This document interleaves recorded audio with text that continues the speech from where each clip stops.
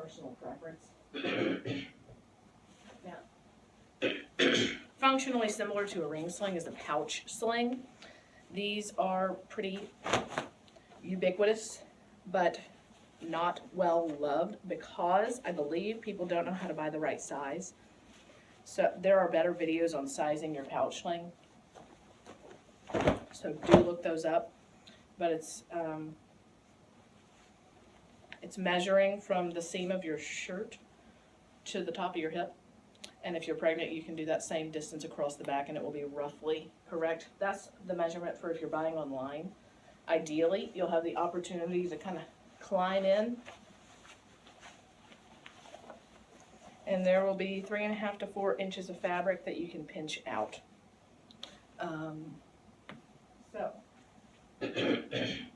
Pouch slings, like I said, are functionally similar to ring slings. There's really not much adjusting you can do at all. So that's why buying the right size is so important. But in goes baby, make your seat. I would use these for the same age range as I would a ring sling for myself personally. To tighten up, because you see this is still fairly floppy. You want, when you lean forward in any carrier, you don't want baby to be pulling away from you. You want them to still be up here. So this is way too loose. But to tighten it up, you reach around and pull down that shoulder. So that tightened it up some. You'll see now I can barely move baby any closer to me. This pouch sling is a pretty good fit for me. To do your little head pillow like you do with a ring sling with the tail, you can take a burp cloth, or I've got a t-shirt here, whatever. You'll find the thing that works best for you and roll that up under their head. And that also takes out a little bit of the slack. So now you can see baby's not really moving when I lean forward and push in.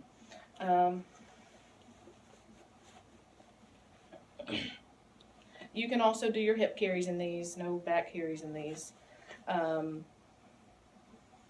So that's the basics of a pouch sling. Everything I said about the ring sling pretty much applies. And you'll see you get one pretty nice pass across the back to give you support. You still have T-Rex arm over here and one nice free arm over here. But they're so nice for quick runs, or to have one just to leave in the car.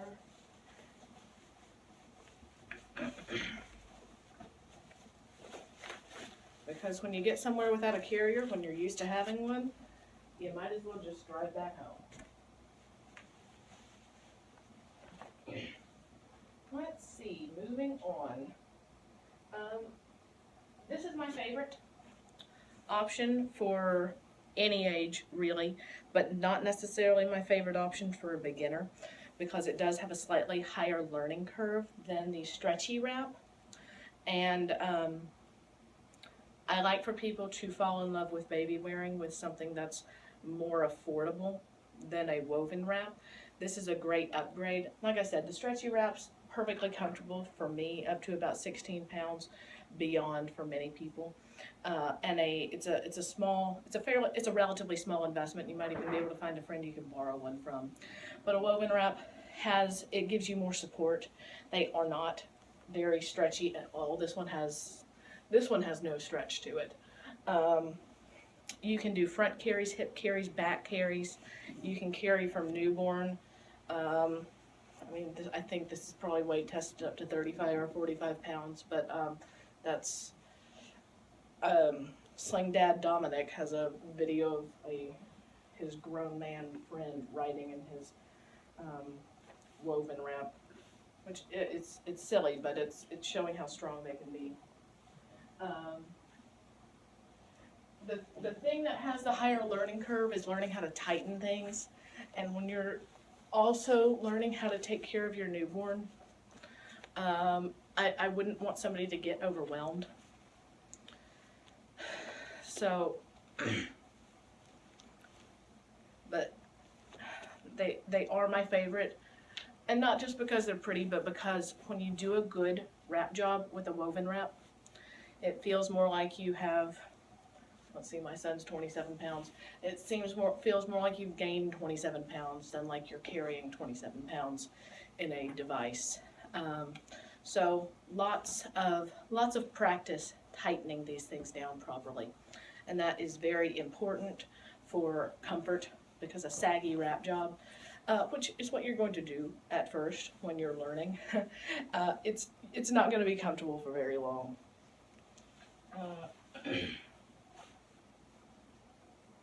But like I said, front carries, hip carries, back carries, newborn up through toddler. I still wrap my 27-pound, 1.5-year-old pretty much every day when we go for walks and stuff. Let's see, so that you've got that big, nice X for support. There's probably close to 30 to 40, maybe more, different ways you can tie these, and there's many different lengths. This one is a size 5, which is my base size, which is the shortest size that you can double knot this carry off, which is front wrap cross carry, and a nice beginner carry to learn.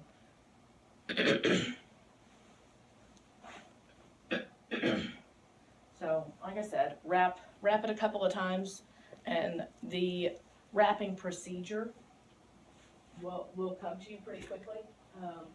Learning how to tighten everything comes with time. I love the lending library so much because you can try all of these different things out without investing in them. Let's see, let's do a May tie next. A May tie with a newborn, you have to rig it with a ribbon so that the panel is narrow enough for their legs.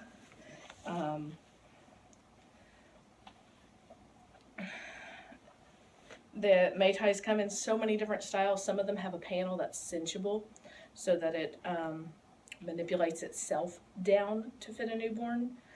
Some of them have wrap straps, which are big and wide, and in my opinion, a little bit more comfortable. This one is a standard baby hawk that you could find in a store like Target or Amazon or something.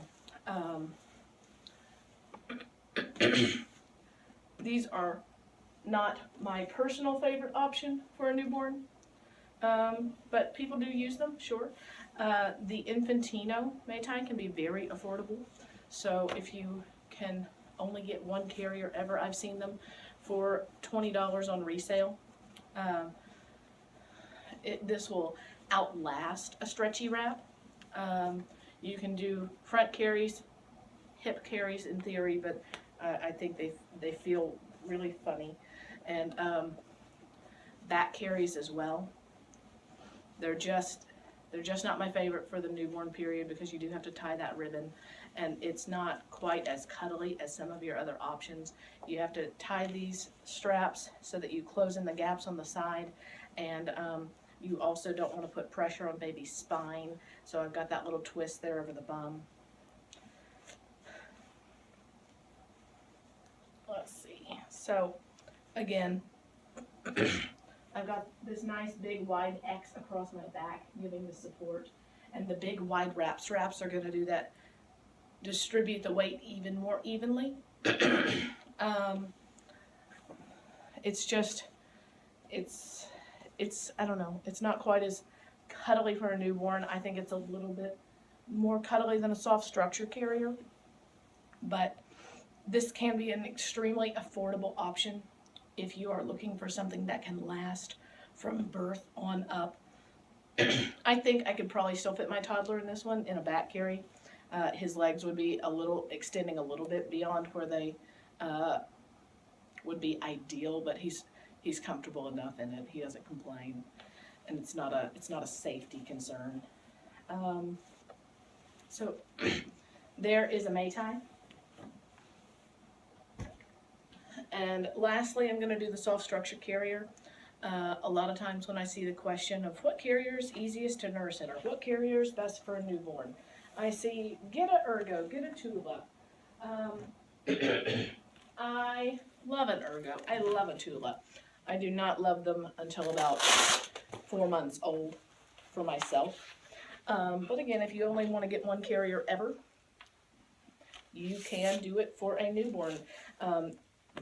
Ergo and Tula have an infant insert that is branded to them, and it is recommended that you use the insert that comes from that brand from the manufacturer.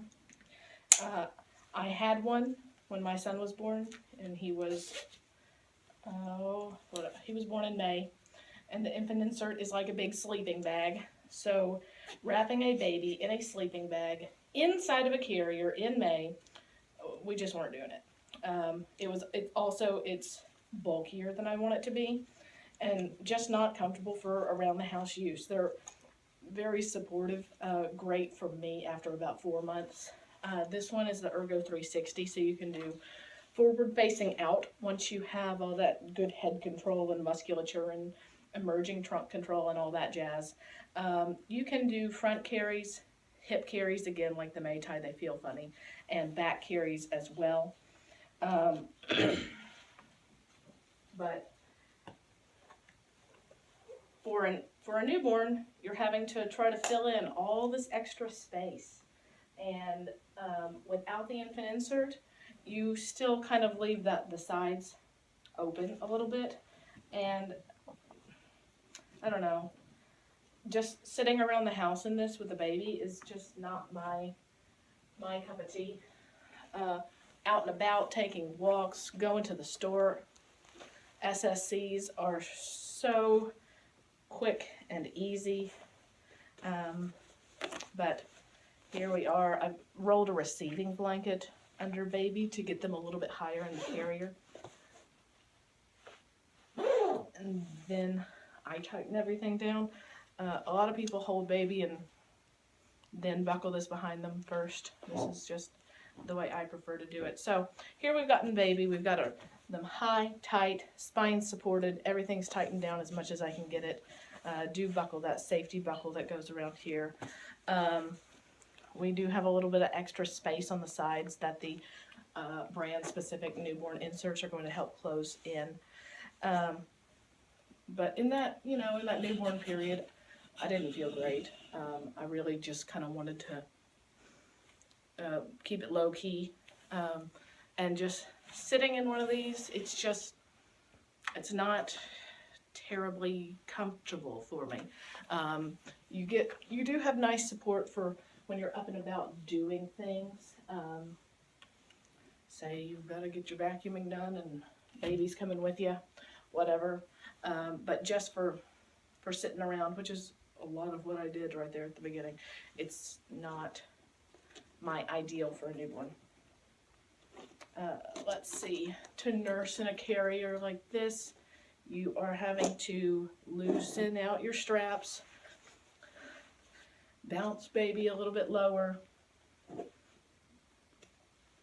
and like I said, with a newborn, anything is going to be a one-handed carry until they have that good head control. So you bounce them lower. You may need to lower your waistband. Do your thing, and then when they're done, tighten everything back up. So I think that's all of them. And the number of options is why the lending library is such a great thing, so that you can try things before you invest in them. Because not everything is for everybody. And I guess that's it.